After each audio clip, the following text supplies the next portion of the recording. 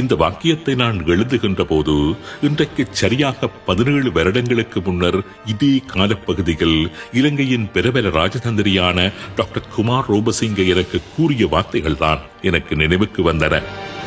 Doctor Kumar Rupasinghe உலக மட்டத்தில் பிரபல்யமான ஒரு சமாதான தூதுவர், பீஸ் மேக்கர்.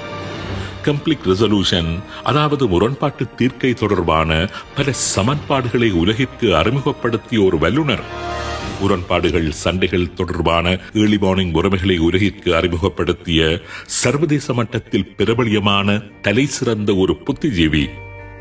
2009 ஆண்டு இதே காலப்பகுதியில் அப்பொழுது சுவிட்சர்லாந்தில் தங்கியிருந்த எனக்கு தொலைபேசி அழைப்பெடுத்து இலங்கையின் ஆனந்தபுரத்தில் நடந்து கொண்டிருந்த ஒரு சண்டை பற்றி தனது ஆச்சரியத்தை வெளிப்படுத்தியிருந்தார்.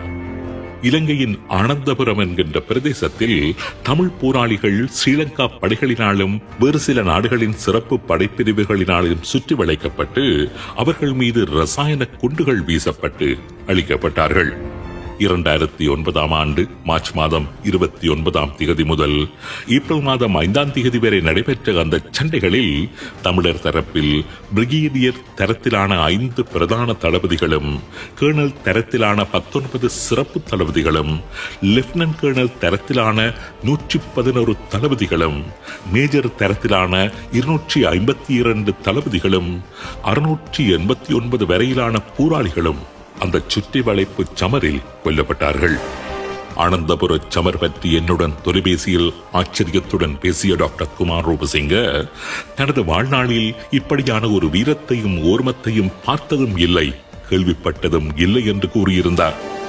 பாக்ஸ் அடிப்பது என்று கூறப்படுகின்ற 4 பக்கத்தினாலும் சுற்றி வளைக்கப்பட்ட நிலையில் முல்லைத்தீவின் ஆனந்தபுர பகுதியில் இருந்த அந்த போராளிகளை சரணடையும்படி அல்லது பேச்சுவார்த்தைக்கு வரும்படி சமாதானம் பேசிய குழுவில் தானும் இருந்ததாகவும், அநியாயமாக அழிக்கப்பட போகின்றீர்கள் என்று அவர்களிடம் கூறிய போது சிரித்தபடி தாங்கள் சாவதற்கு தயார் என்று அவர்கள் உரிய குரலில் கூறியதாக என்னிடம் டாக்டர் குமார் ரூபசிங்க தெரிவித்தார். எதிரிகளிடம் சரணடைந்து வாழ்வதை விட மரணிப்பதே மேலென்று அவர்கள் சாதாரணமாக கூறியபடி சண்டையிட்டு மடிந்ததாக அவர் தெரிவித்தார். அதுபோன்ற ஒரு வீரத்தையும் அர்ப்பணிப்பையும் தான் வாழ்நாளில் கேள்விப்பட்டதே இல்லை என்று கூறியதுடன், இப்படிப்பட்ட ஓர்மம் மிக்கவர்கள் தான் வாழ்கின்ற நாட்டில் தனது காலத்தில் இருப்பது கண்டு தான் மிகவும் பெருமைப்படுவதாகவும் என்னிடம் ஆச்சரியம் வெளியிட்டிருந்தார் டாக்டர் குமார் ரூபசிங்க. ஆனந்தபுர சமரையும் ஈரான் யுத்தத்தையும் நான் இங்கு ஒப்பிட முடியவில்லை.